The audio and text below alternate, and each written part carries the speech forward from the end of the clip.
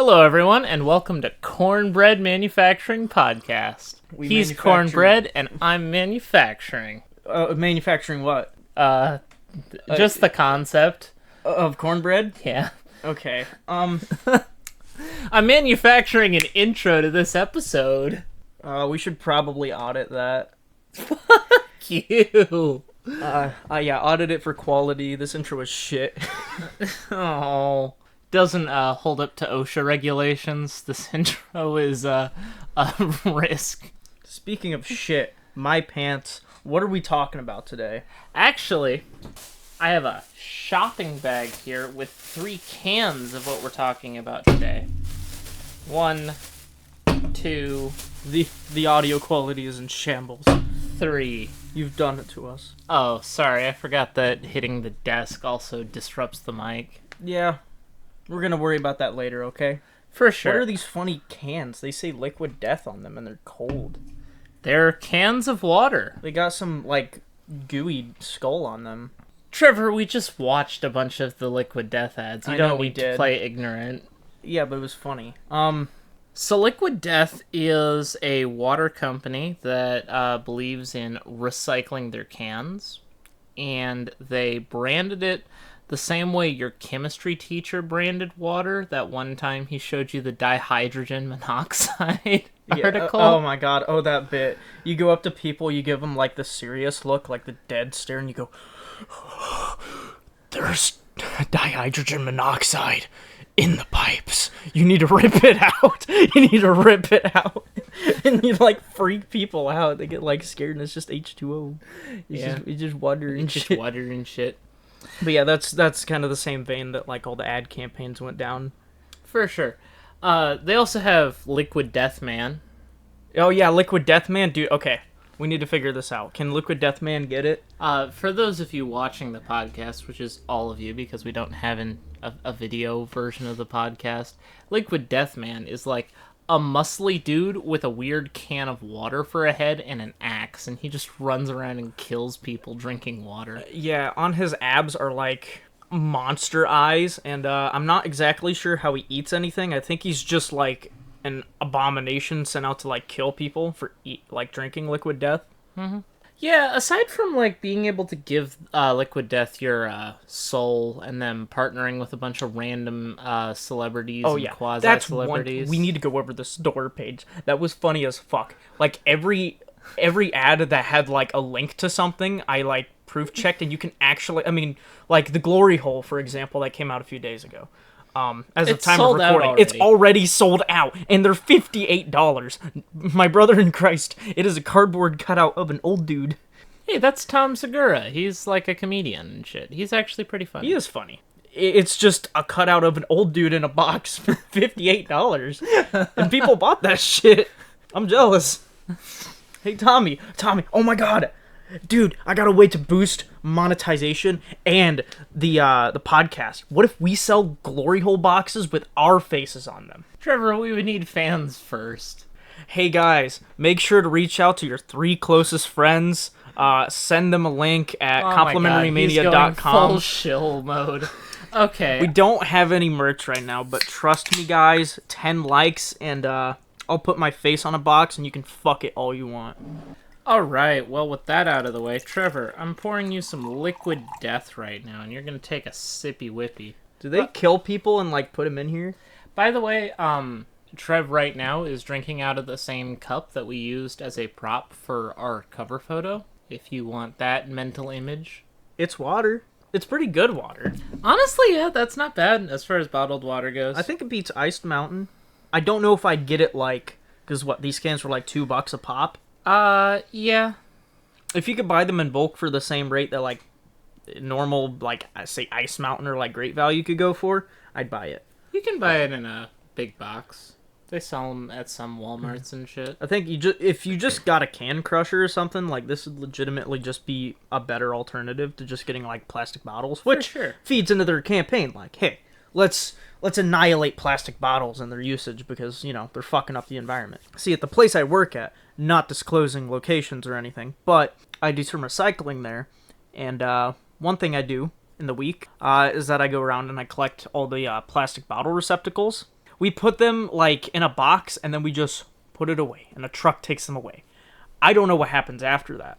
But from sources I've heard, not just Liquid Death, although they're the most prominent source right now. Well, the most recent in your memory, probably, because we just watched a bunch of their ads as prep for the podcast. I remember just watching between, like, ads as well as some other information I just find online randomly. Yeah, most plastic bottles never get recycled. They say 95%. I think that's a bit skewed. I remember the statistic being around 90% of plastic bottles, like, just get burned or thrown into a landfill. Actually, you want to know something really fucked? What? I think it's in the Pacific Ocean, but I might be wrong, because geography has never been my strong suit. But we used to outsource a bunch of our recycling to China, because they offered to do it for cheap, because, you know, China's labor force is very cheap. Mm-hmm. And they were like, yeah, we're going to do all of your recycling for you. And then they dumped it in the ocean, and now we have an ocean island in the ocean, roughly the size of Texas. Plastic. We should figure out the lore about that island. Maybe there's, like, a kingpin that lives there that, like, owns the island. Yeah, the thing is, it's not, like... solid. Yeah. It's kind of like standing on, like, marsh ground. Yeah, it's a fluctuated, like, mass. They say it's roughly the size of Texas, but that feels very skewed. I feel like you'd run into it a lot more than we do, you know. Yeah, I think, like, the actual dense bits you can walk on are probably smaller than that, but, you know, the affected area of plastic is at least Texas-sized. Also, did you finish the vanilla Liquid Death? That's not vanilla. My brother in Christ, it's water. Yes. It's not vanilla flavored. That's just water. Okay, fair enough. I guess regular is slightly less basic than vanilla. It's not bad. It's water, Tommy. That one doesn't have any flavoring. It says on the can. Yeah, I know, but we gotta test all of them that we got. I know reading comprehension isn't your thing. I will beat your ass. Reading comprehension is my thing. I will like it. Anyways, put the next one. There's a little bit in the bottom. Fine, fucking finish the mug. It's water. Then it shouldn't be hard. You know what? I'm not hard. All right, fill me up. Do you want to test out the armless Palmer or the convicted melon next? So, first off, why does Palmer have no arms? And because they cut him off. Liquid Death Man cut off Arnold Palmer's arms to make that drink for you. Oh my god, they juiced his arms after they cut him off? Lore. Into the can. Lore. What is the melon convicted of? Sexual assault. Yeah, that one first. All right.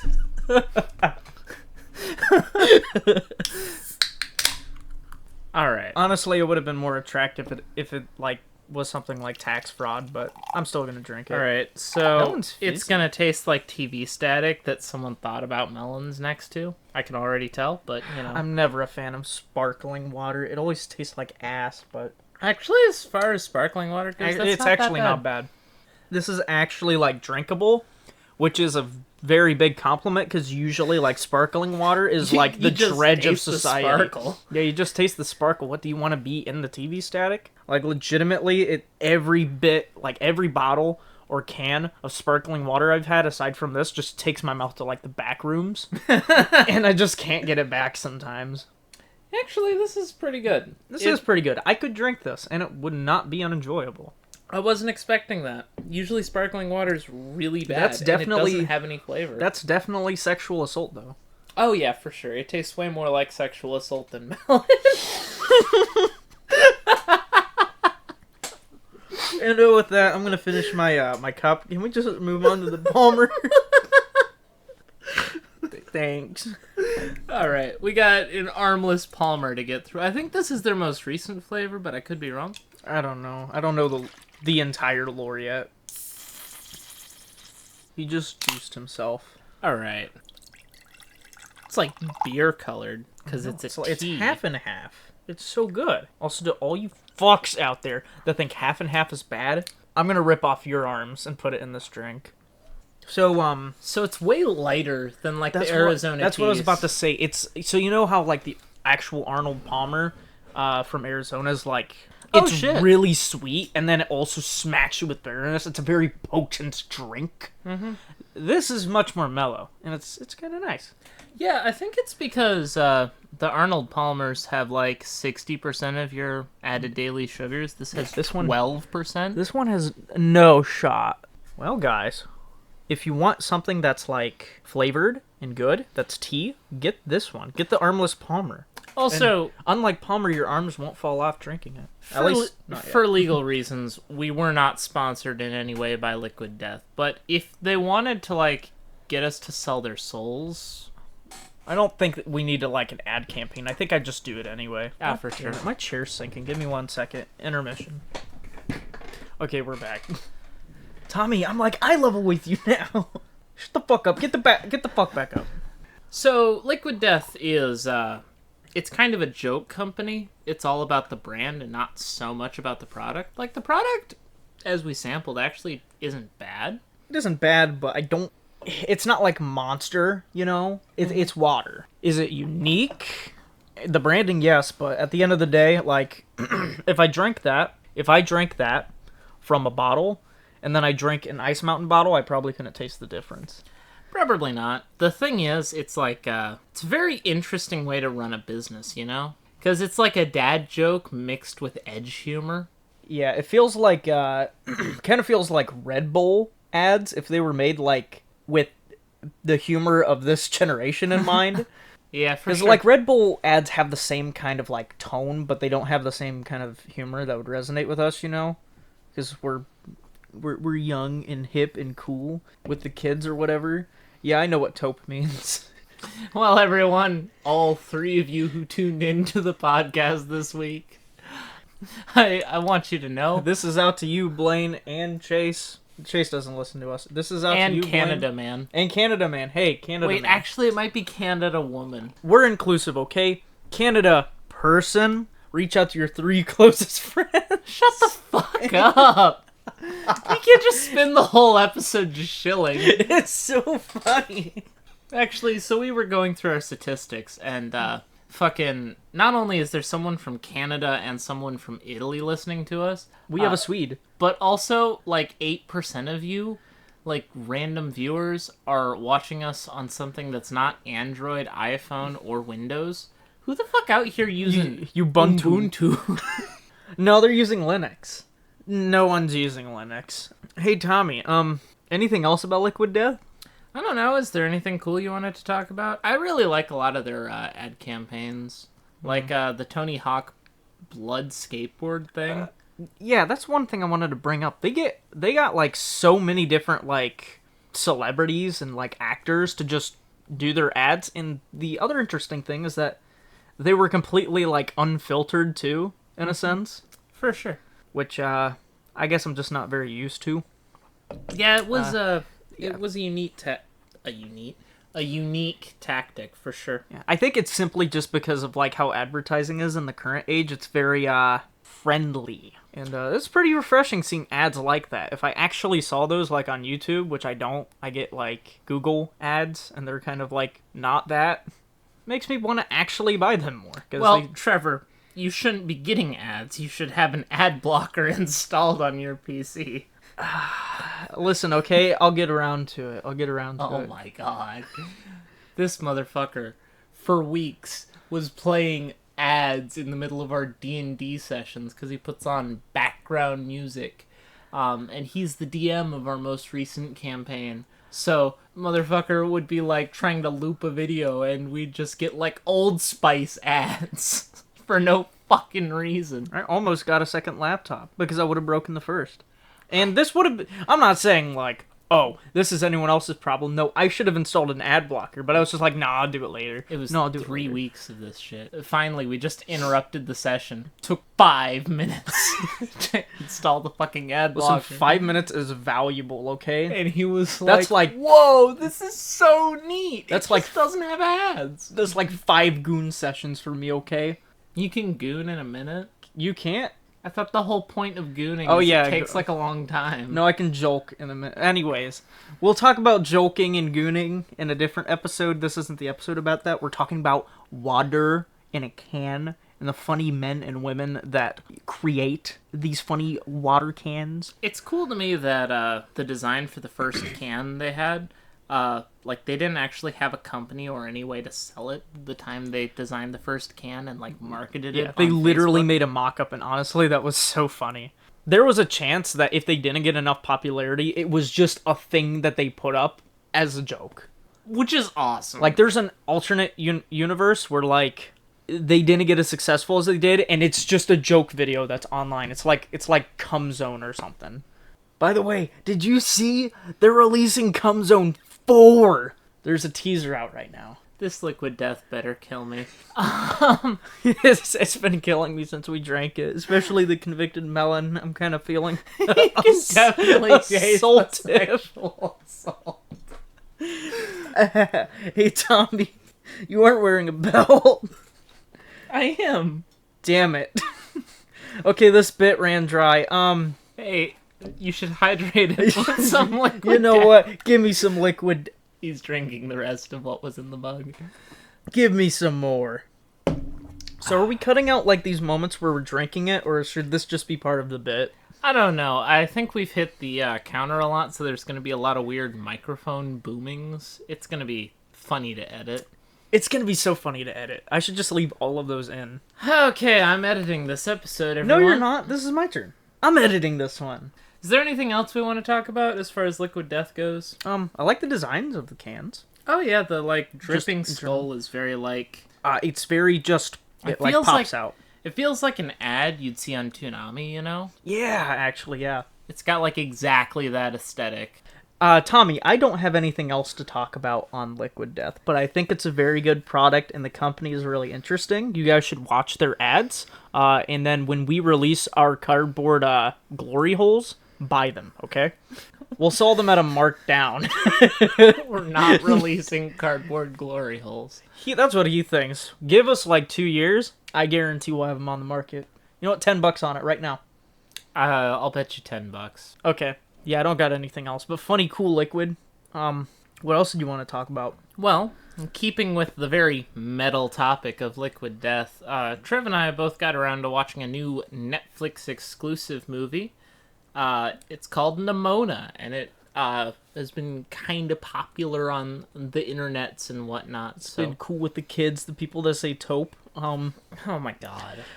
Listen, episode 4, guys, it doesn't have enough views. Anyways, Oh my god, you're referencing a video that has no place. You keep making references I know. to an episode of the podcast. That's funny. They're gonna. No views. As of recording this right now, that specific episode is no views.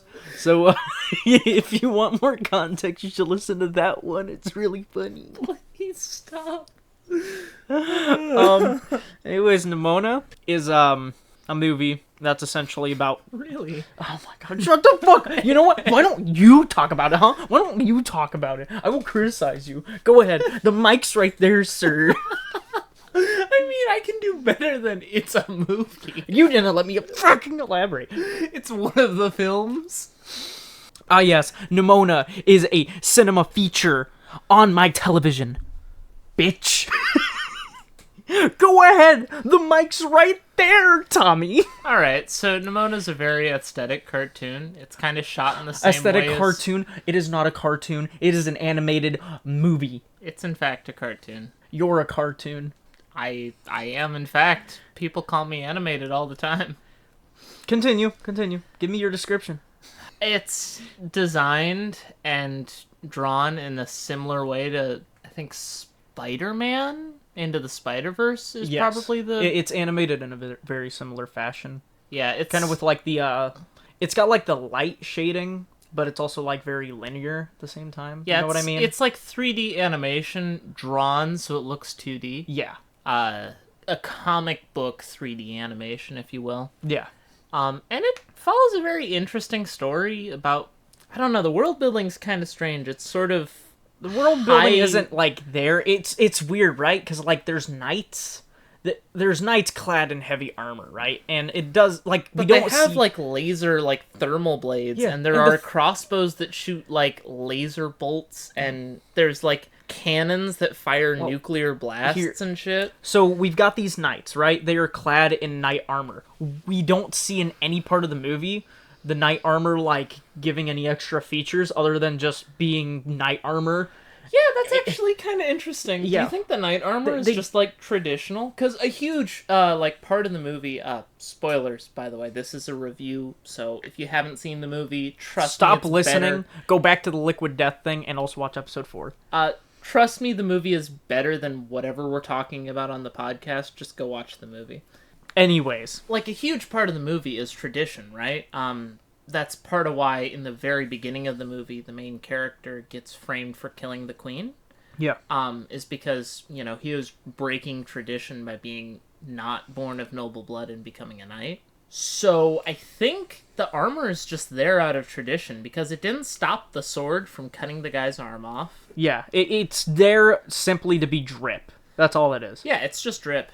Which, honestly, if I could get away with wearing plate mail all day as, like, a fashion statement, I totally would. To be fair, most of the guys didn't have that much drip. I feel like the other knights in the show, I know they didn't get exactly, like, screen time or talk time, but they should have had different sets of armor. Because, like, Ballister, right? He has the jet black armor that has all these sharp edges and shit, and it's, like, really metal. For and sure. then Gold Loin over there, he's got, like, this majestic, like, gold royal pattern. It's like all the way throughout his like white ceramic almost like armor. It's like cream and gold armor. It looks really nice. Yeah, and then like the rest just have like generic plate, and it's like it works for Todd. It works for Todd, I guess. Fucking Todd. Fuck Todd. All my homies hate Todd. Todd was honestly like the most hateable character in the film, and I love it. He didn't die. Very cringe. Yeah.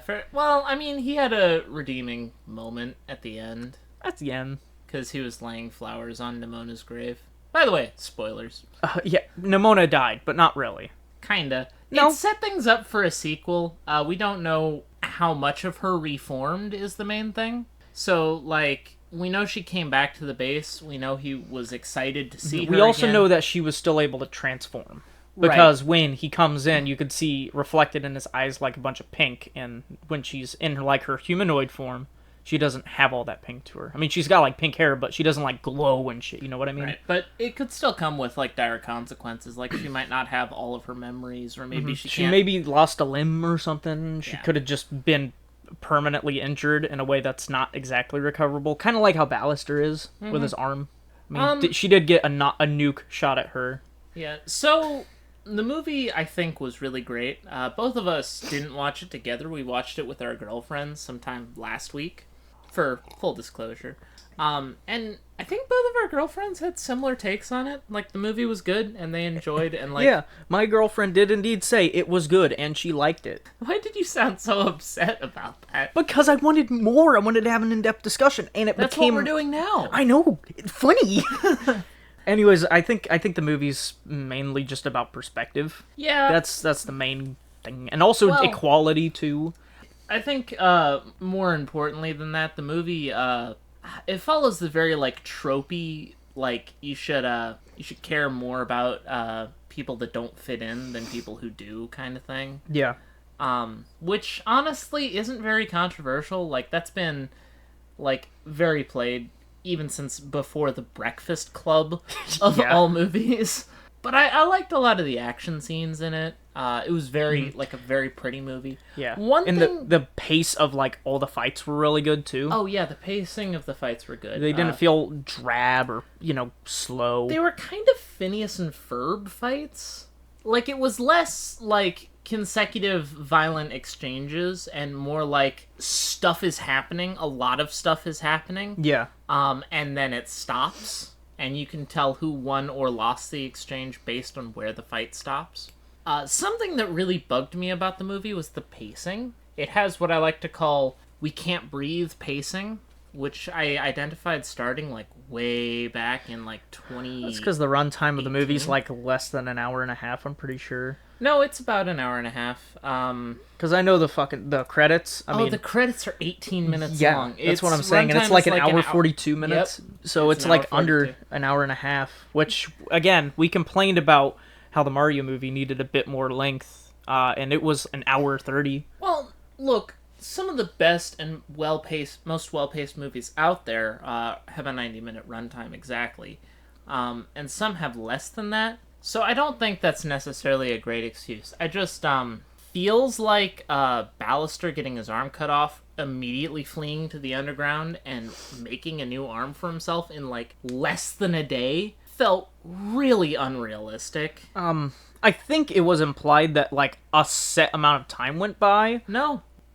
it's canon in the movie that took less than a day. I perceived it that way. I perceived that it was like, oh, this took a while. Because, bro, like, I get it, he's a knight and he's trained, but, bro, do they teach you welding and robotics in knight school? I mean, he did graduate top of his class, so I guess he could have been taught welding. Because he's a prodigy. I guess. That's kind of... That's a pretty loose and bullshit reason. Well, I mean, the movie really starts to break down if it takes any longer than that, because, like, really, Ballister didn't do anything.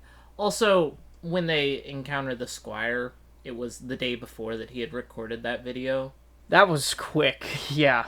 Yeah, no, the pacing of the movie really irked me a little bit, because, like, how strong a bond Ballister formed with Nimona. By the way, because this is a podcast, you should know there are three main characters to the movie. There's Ballister, Nimona, and Goldenloins? Yeah, Goldenloin. Ballister and Goldenloin, they're two knights. They're also lovers. Goldenloin cuts Ballister's arm off at the start of the movie. Mm-hmm. Because he's perceived to be the bad guy since he got his sword presented to him, and a giant death laser came out of it and went pew! And absolutely murked the shit out of the queen.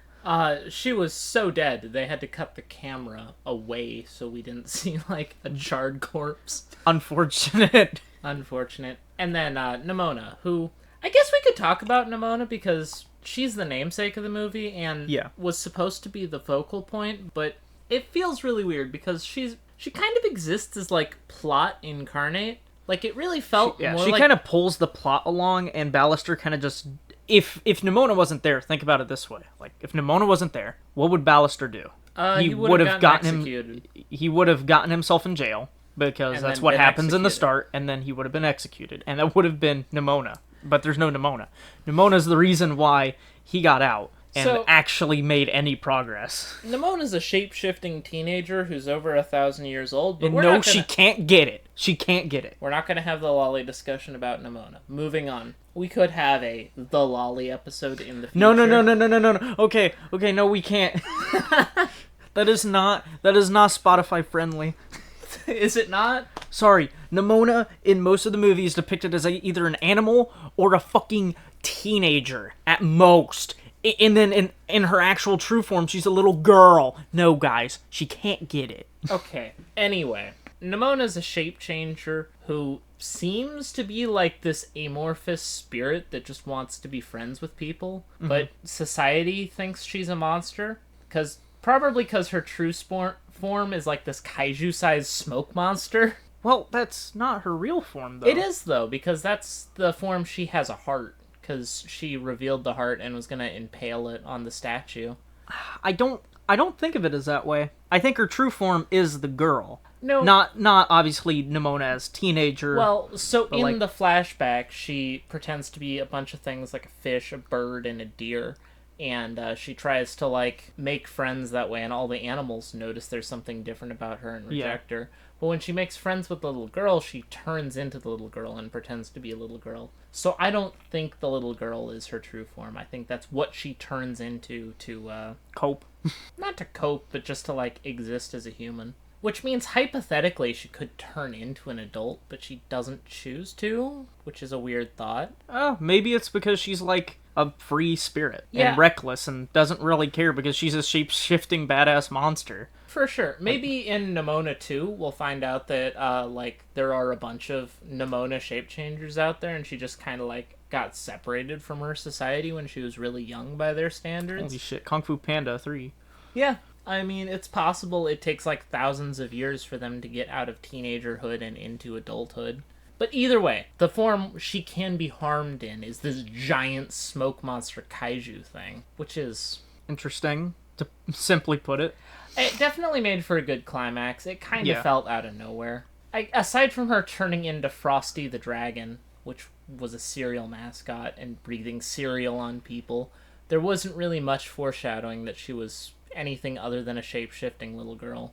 Like, she kind of just appears in the movie as this, like, outcast that wants to help Ballister because he's also an outcast suddenly, and then she is the plot, which, like I said, the movie could have really benefited from some better pacing. Like, imagine how much cooler the movie would have been if, like, Ballister, to escape his persecution and to, like, acquire the parts for his robot arm, had to, like, get involved with the criminal underbelly of the city. Yeah, and like, buy the parts so he can get a new arm. Yeah, that would have been cool as fuck. And that's where he met Nimona, and they didn't get along or like each other at first. Yeah, because why did Nimona just randomly find him? Exactly. Like, that... Well, her explanation for it was he's an outcast, and so's she. Yeah, but why does she know where he is? Yeah, I know. Like I said, the movie could have really I guess he lives near the some... well, and that's like a spot she likes. That's stretching it at best, but like, I guess that is a reason. Yeah. Like, in the big shot we get before she goes kaiju mode, you can see it like maybe 100 feet away, a couple hundred. Well, okay. There's a cliff that's overlooking the city where like the knighthood lives and shit. And like right on that edge of that cliff, there's the well. A few hundred feet in, you can see in the shot that the tower's there. It's decently close, I guess. It also relies on misunderstanding as a plot beat a lot, because if Nimona just didn't change from a girl into a bear, or a bear into a girl in front of a bunch of people like it was nothing, or like if the people didn't just attack her for no reason because she was a little different, or if her friend had any faith in her, or if she just turned into a bird and flew away when people started picking on her rather than fighting back, or...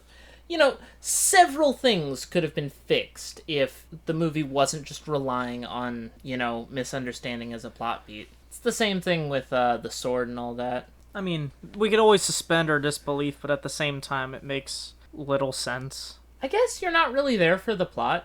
It's a very character-driven piece. I think Nimona and Ballister have great, like, on-screen chemistry. I know that they're not played by actors, but they're like... Yeah. Though, going back to a point we made... There should have been more time for them to bond, because I find it highly unlikely that in, like, the 2 to 3 days they spent together, they bonded that much. Like, what, you've got this, like, a monster that can transform and shapeshift, and then just some knight dude that got disgraced. Also, are they going to get along in less than a week? Okay, so Nimona's at least 1,013 years old. Because she's at least a teenager when she meets the girl. Yes. And she's at least 1,000 years older than that, because the movie takes place 1,000 years later from when the first monster attack happened, which was Nimona. That means, statistically speaking, her sense of perspective for time should be, like, way greater than ours, but yet she forms a bond with Ballister so fucking quickly. Why doesn't she have any other friends? Like, if she actively sought out criminals and rejects like Ballister in the past, you'd think she'd have, like, a whole, like, organization working for her. She'd know, like, her friends' kids, you know? I don't know. The only reason the plot probably could give us is that it's because she's a shapeshifter and she scared most of them off. And the difference is that Ballister doesn't have another option other than her. But there had, like, 1,000 years. There had to have been other people like Ballister. Maybe there were, and we didn't get shown them. And they're not alive because she's 1,000 years old, and turns out humans don't live that long. Maybe. I'd like to think that, but we don't get any reference to that at all. That's more headcanon than anything. Yeah, the plot really starts to fall apart when you examine it critically. I think, really, the movie flourishes with its its characters and, like, what it's trying to drive, essentially. Also the comedy. The comedy in the movie was pretty good. It was pretty good. I mean, I wouldn't give it, like... I want to give it a guffaw, but perhaps a chuckle. Yeah, like, there were some solid chuckles, some chortles even, but nothing super great. It's definitely a movie you'd show to, like, I guess maybe it's not really for us, because we're, like, adults now. We old as shit, Tommy. If I had, like, a daughter, I might consider showing it to her. I think it's definitely a family movie. For sure. I think as an adult, you definitely sit down and, like, watch it, or you just watch it, like, with someone. I think it's a very good, like, social movie. You know what I mean? We could play a drinking game where every time someone says Nimona, you take a shot. So we die. Not if it's a shot of liquid death. Liquid Death. Oh, Liquid Death sponsored. We're not sponsored. I still have some Liquid Death. It does taste like liquid. Hold on. We haven't died yet, but we will at some point. Hold on. Well, let me finish my cup. I'm gonna taste... Oh man, I can really taste the sexual assault in this one. Come on, give me some of that. Give me some of that sexual assault. Sexual assault melon. Alright, so what do you think if I drink enough of this, I'll turn into a sexual assault? I hope not. If you do, you have to go tell your neighbors. It's a whole thing. Oh, shit. So our third topic for today, you wanted to talk about battle passes. God, fuck! I hate battle passes so much! Full disclosure for listeners at home, my god. I have a deep aversion to ever paying for anything other than the box price of a video game. Microtransactions. It doesn't matter how cool the skin looks, it doesn't matter anything. I never buy anything except for the game. And if it says free to play, I'm a free player. Fortnite, you ruined the structure of gaming. I've also never played Fortnite. Moving on from that, I'm going to be playing Devil's Advocate because Trev is going to be talking about how much he hates battle passes and why. And I'm just going to try and poke holes through that to see if it's just an emotional response or like an actual legitimate problem with the industry. Response. It's an emotional response, boy. So, Trevor, what don't you like about battle passes, and what why? What do I not like about battle passes? Well, Tommy, I'm so glad that you asked me why I don't like battle passes. You see, battle passes ask you on a regular basis to update your payment info. You are supposed to feed the company once every month or two, $10, so you can have a bit more fun with their shitty AAA game. Okay, we'll throw in some cosmetics, and every, let's say there's 100 tiers, 80 tiers, whatever, okay? 4 of those items you might vaguely want, and it won't even matter, but you'll want to get it because it's shiny, and it has that one skin you want. Okay, Trev, calm down. Also, no, let me finish. I got another. Can I bring up a point, and then remember what you were going to say? Okay, I remember what I'm going to say. I'm playing Devil's Advocate. Go ahead, devil.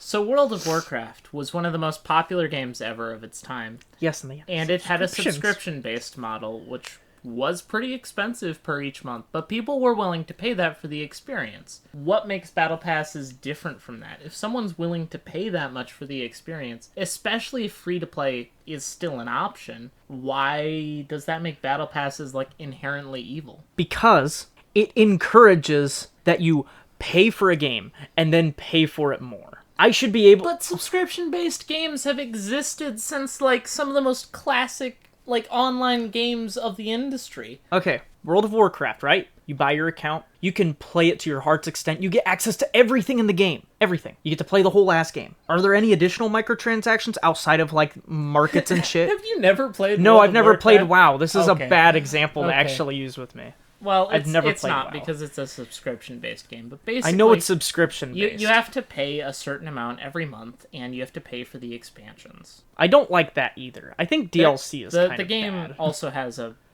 box price. So World of Warcraft is actually one of the more expensive games to get into and continue playing. But it's like that because they have to spend so much money on server space, which is how online games work. For instance, TF2, right? TF2 has the hats, which are really pricey, but the game would cease to function without that because they need to pay for the servers somehow. You're taking up a lot of actual physical space whenever you're playing an online game, and servers are pretty expensive things to uphold. That's why you don't see many indie online games. Is that everything? Yeah. I don't think WoW's good. I don't think it is. Well, then it's just not for you. Why don't you just not play an online game? Because I don't want to renew a subscription, and I don't want to pay more and more money into that. I want to buy a game for a base price and then just enjoy it. Then you're not into online games. Then you don't want to play games that involve a massive player base interacting with each other over an online event. If you don't want to pay into a game constantly for cosmetics or just for access to the game in general, because those are the two business models for online games, then you just don't like online games. I think they should be more affordable than that. They're free! They're free! No, they're not! You don't need to buy the battle pass! You can just play the fucking game! Okay, log into Overwatch 2 and tell me that you're having a good time playing that game. That's a poor example, because Sir, I never bought the Battle Pass. I never cared about the Battle Pass, but when Overwatch 2 was good, which we talked about on this podcast, dated a few episodes, but back before Overwatch 2 died and buried itself. It is so far deep. I think it might actually be touching China at this point. Anyway. It dug past the core, man. Before Overwatch 2 got really bad, I played the game, never bought the Battle Pass, and just unlocked the characters when they became available to free-to-play players. And it was fine. Yeah, but characters shouldn't be locked behind a Battle Pass. That's not the debate we're having. Yeah, I don't think Battle Passes should exist in the first place. I think you should just be able to play with all the stuff straight out the gate by paying a box price, and that's it.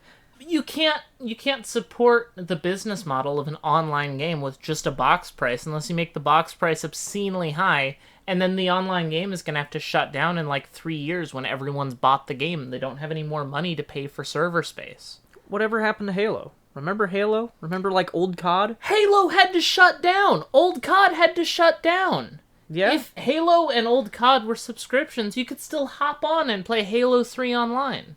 Basically, every Halo 3 fan I know wishes they could do.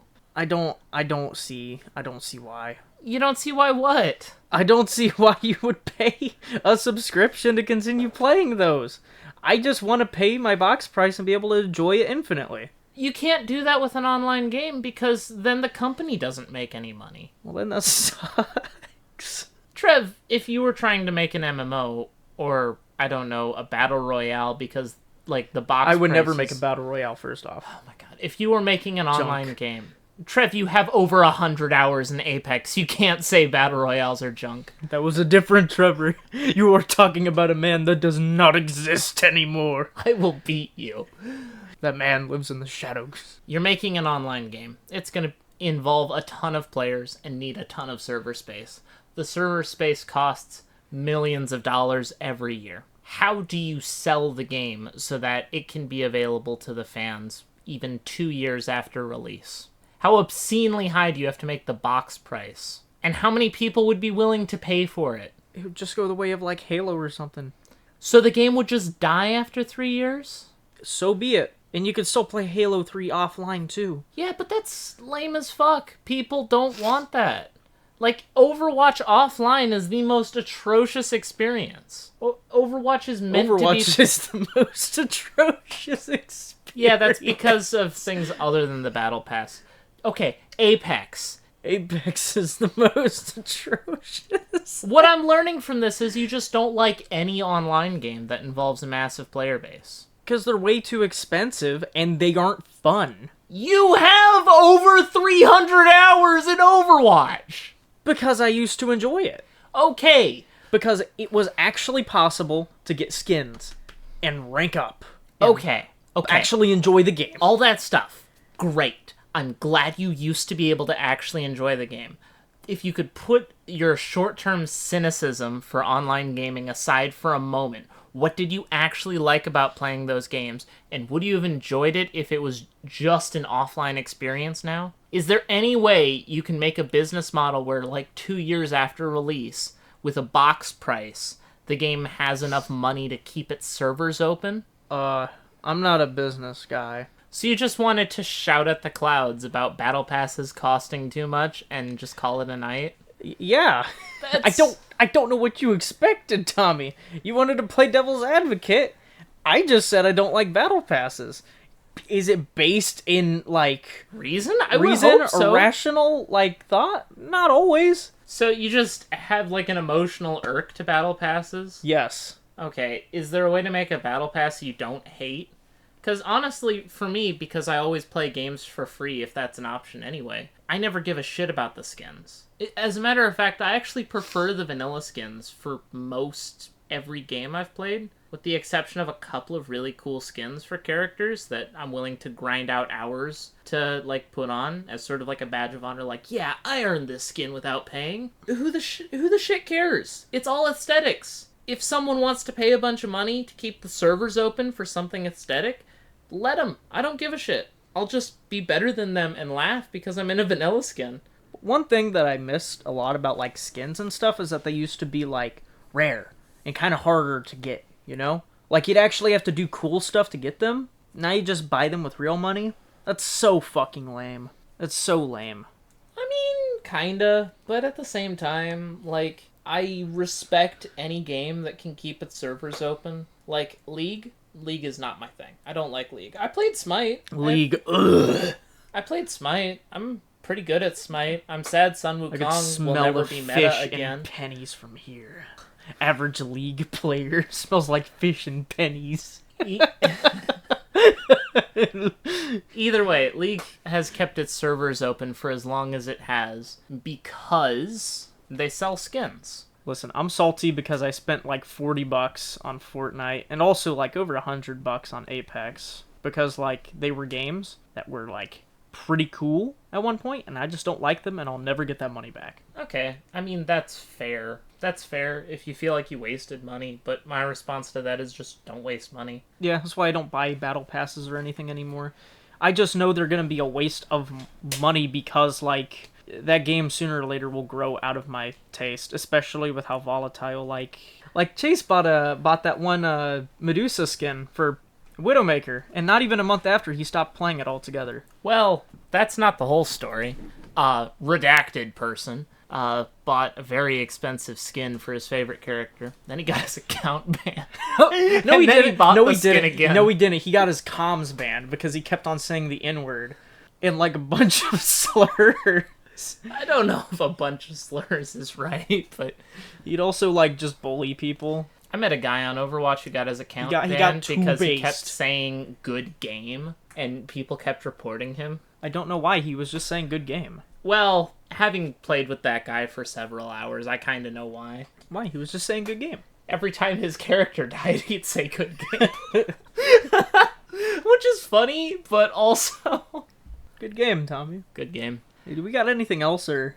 So let me get this straight. You don't have any logical reason for hating battle passes. No, I just don't like them. You just feel like you've wasted money on them, and you don't like that they're the common monetization practice. Yeah, that's why. Sorry if it didn't sound like I exactly had a solid argument, or that you don't kind of floundered about, but I'm admitting to it, and I was gonna admit to it before. Like, I didn't even get to finish my original point. Yeah, what was your second point? That they lock, like, actual playable content behind battle passes sometimes, like characters.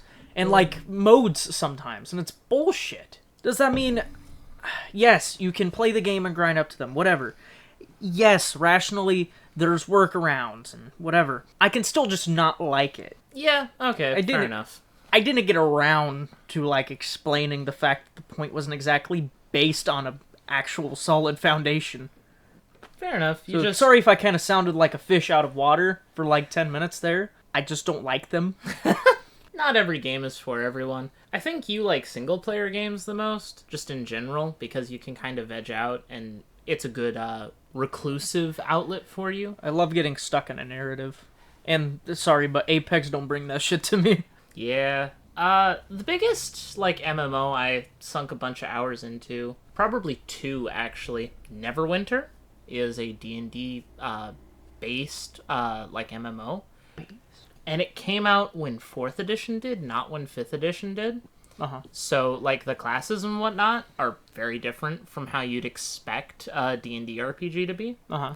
And in addition to that, Realm of the Mad God is a pixel-based RPG. Our MMORPG roguelike. Uh-huh. Basically, you'd pick a character, you'd spawn into a server, there'd be anywhere from 50 to 500 players on the server. In a few hours, all of those players are going to get teleported to a dungeon where the monsters are stupid hard, and there are several bosses you have to beat until eventually you get to the Mad God. And if you kill the Mad God, something cool happens. I've never killed the Mad God, because permadeath is turned on. Yay! So if your character dies, you spawn back in at Nexus. Hey, Lois. If you die in the game, you die in real life. Yeah.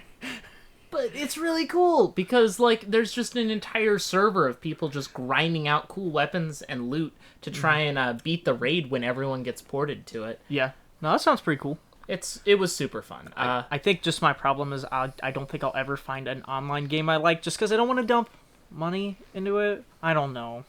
I think it's just because I've become skittish due to recent, like, game market stuff. They're just not built like they used to be, you know? I think I should find an MMO we could jam together, because they're way more fun if you know some people you're playing on.